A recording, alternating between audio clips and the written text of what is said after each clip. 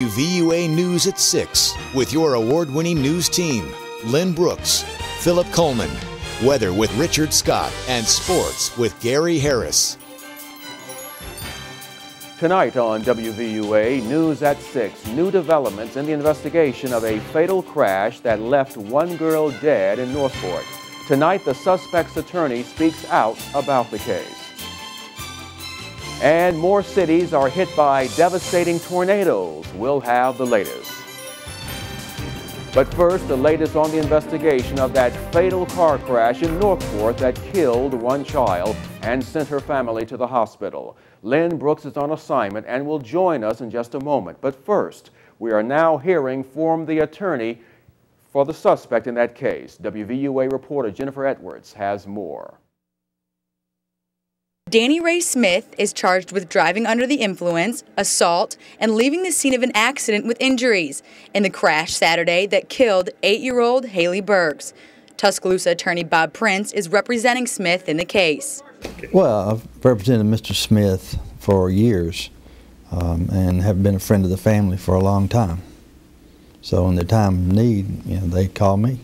Prince says now his team is conducting its own investigation, and at the arraignment, his client is going to enter a not guilty plea, and then the district attorney will take the next step. He'll take his evidence and go to the grand jury, and they will listen to it. They don't get our evidence. They only get what evidence the state wants to present to them.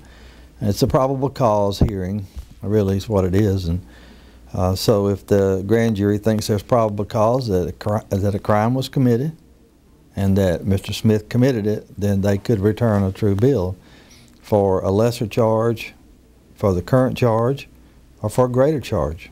Prince says it's common for police to charge someone with crimes they think someone has committed, like Smith's charge of leaving the scene of an accident. The police are saying that the truck was 100 or 150 yards away and that Mr. Smith got out of it and went back to the scene, saw people administering aid to the victims, and then went back to his truck and waited.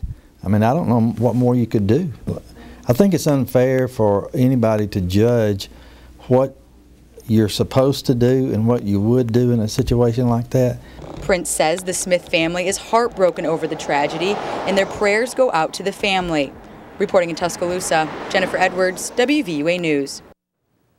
And according to attorney Bob Prince, it may be a year or more before the case goes to court. Meanwhile, Tuscaloosa Metro Homicide is still gathering the facts in the fatal crash that killed Haley Burks, and they are asking for the public's help. We now join WVUA anchor Lynn Brooks live from Northport with more on that. Lynn.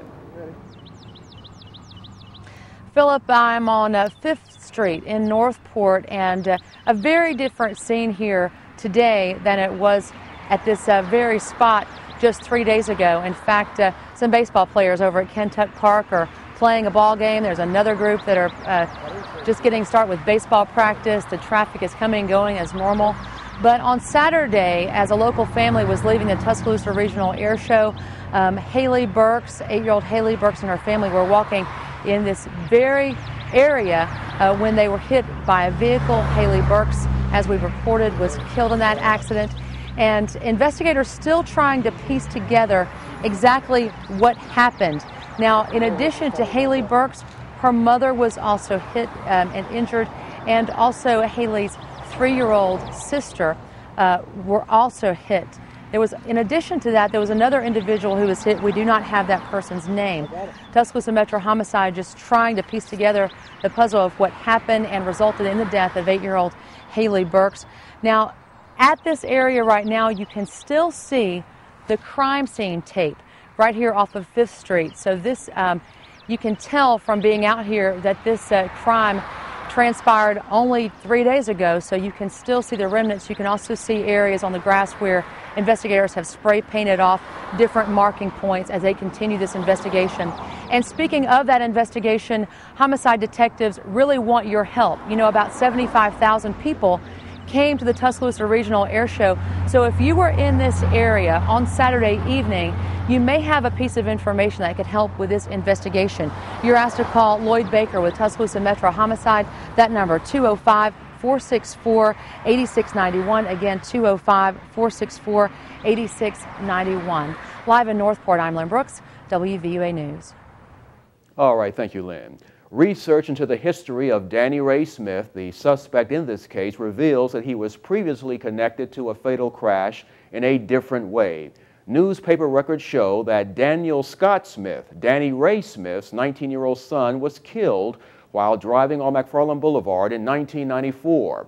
In 1995, the Tuscaloosa News reported that Danny Ray Smith was named as a defendant in a civil suit filed by the father of a girl also killed in that crash. Danny Ray Smith was the administrator of his son's estate.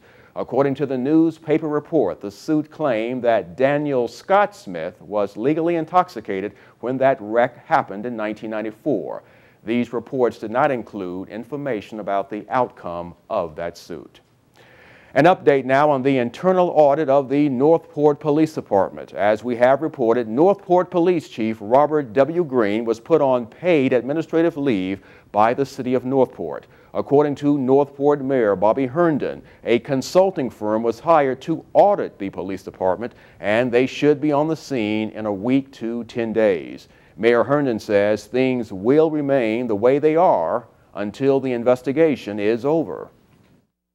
Chief Green is still on paid administrative leave until the investigation is over with, and we'll see what the report says.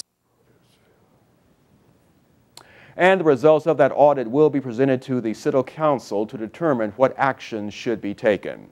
In other news, local produce filled the new Tuscaloosa River Market for the first time today. The new farmers market opened its doors in the Tuscaloosa River Market. Officials tell us the first day went smoothly and they were pleased with the opening. Customers told us what they were looking for today while they were shopping.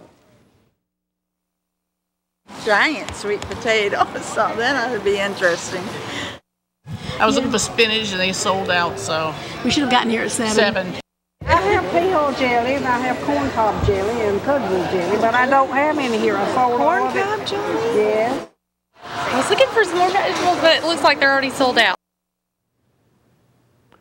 And you can check out the farmers market for all of your produce shopping each Tuesday and Saturday starting at 7 a.m.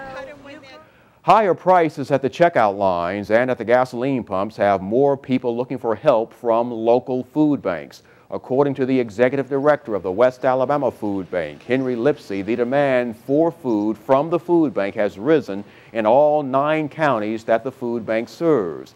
A 2011 U.S. Census study shows an estimated 18.4% of Tuscaloosa County residents cannot afford to feed their families, but you can help.